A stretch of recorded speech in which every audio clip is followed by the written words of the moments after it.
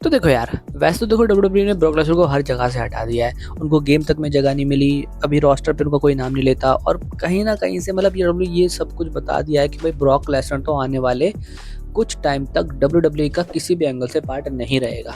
लेकिन जो हम आपको भी बताने वाले हैं कि उससे 100% मैं श्योर हूँ कि ब्रॉक लेसनर रेसलमेनिया 40 पे 100% होंगे। हालाँकि 1% ये भी हो सकता है कि वो ना भी हो, बट जहाँ तक मुझे हिंट्स आ रहे हैं वो रहेंगे बिल्कुल ज़रूर रेसलमेनिया 40 पे। आप ये प्रोडक्शन ट्रक की फोटो देख सकते हो जहाँ पे ब्रॉक लेसनर की फोटो लगी हुई है।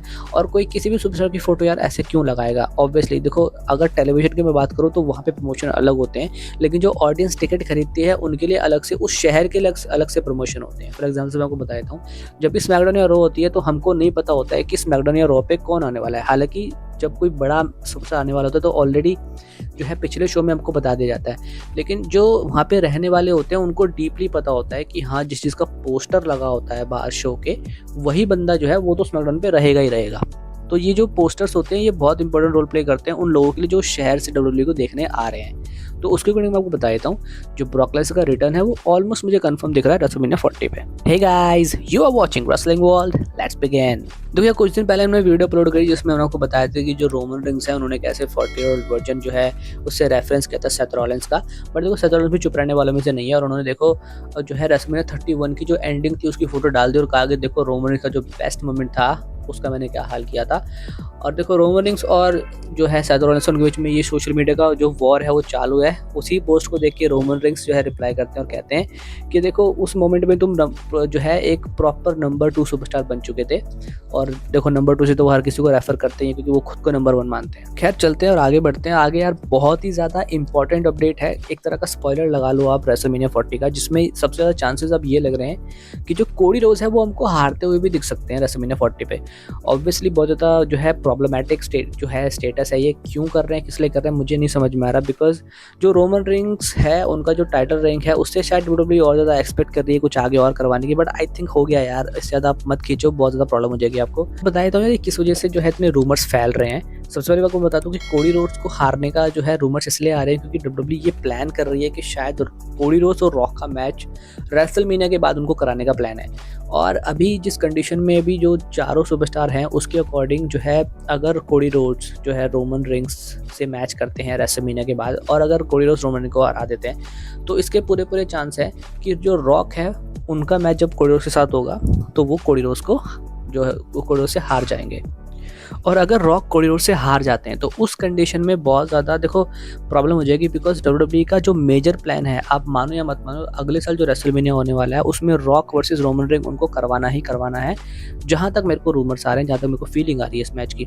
तो अगर दोनों ही सुपरस्टार कोडी रोड्स से हार जाएंगे तो कहीं ना कहीं जो हाइप है, जो एक होता है ना, एक प्रीमियम क्वालिटी है दोनों सुपरस्टार की, वो कहीं ना कहीं रहेगी नहीं। जिस हिसाब से कंडीशन अभी चल रही है डब्ल्यूडब्ल्यूई की, उसके अकॉर्डिंग कोडी रोड्स और रॉक के बीच में बहुत ज़्यादा हेटेड आर्गूमेंट रहते हैं, जिसकी वजह से उनका मैच कराना भी एक थोड़ा बहुत सेंस क्रिएट करता है।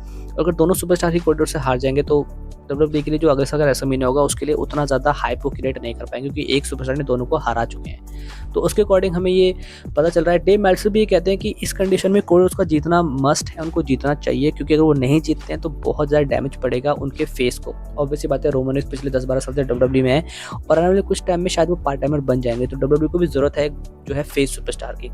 डेव मेल्ट्जर कहते हैं उनको जीतना बहुत इंपॉर्टेंट है, उनको जीतना भी चाहिए। लेकिन जो सिनेरियो मैंने आपको बताया इसके अकॉर्डिंग जो है बहुत ज़्यादा चांसेस लग रहे हैं कि जो कोडी रोड्स हैं वो हमको हारते हुए देख सकते हैं रेसलमेनिया 40 पे।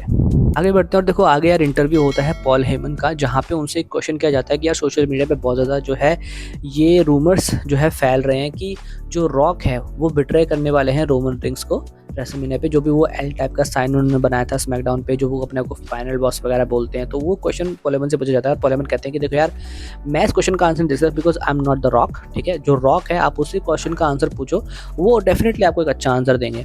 और मैं देखो यार रूमर्स में बिलीव नहीं करता, अगर वो रूमर्स है वो रूमर्स ही है। ठीक है, और जो है मैं इस पर कोई क्लियर आंसर आपको दे नहीं सकता। फर्स्ट ऑफ ऑल बात यह है कि रॉक जो है वो रोमन रिंग्स को कभी बिट्रे नहीं कर सकते, बट अगर आपको क्लियर कट आंसर चाहिए तो आप प्लीज़ रॉक से पूछ लीजिए इस बारे में।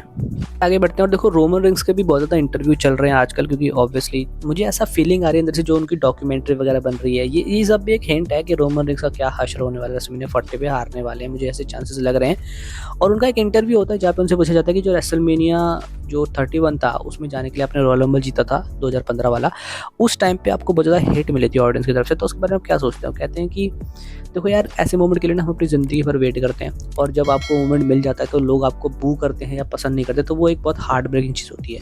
मैं अपने दिमाग से कभी भी उस मोमेंट को निकाल नहीं पाता हूँ, और मुझे हमेशा मोमेंट मेरे साथ रहेगा कि जो मेरी ज़िंदगी का सबसे बड़ा मोमेंट, सबसे पहला मोमेंट था, उसमें ही लोग मेरे साथ नहीं थे।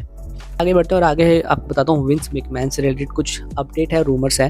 देखो यार, विंस मैकमैन को ना हर जगह से इरेज कर दिया गया है। वो अपने यहाँ तक कि जो अपनी जो स्टेक शेयरिंग है टीकेओ में, उनको भी वो बेचते नजर आ रहे हैं। अराउंड उनके पास अभी भी 1 बिलियन की संपत्ति बची है शेयरिंग वगैरह में, जो है सब कुछ बेच रहे हैं टीकेओ का। आई डोंट अंडरस्टैंड क्यों। और अभी तो खैर एक कुछ चांसेस, अब शायद विंस मैकमैन भी इस बात को मान चुके हैं कि अब वो कभी डब्ल्यूडब्ल्यूई में नहीं आएंगे।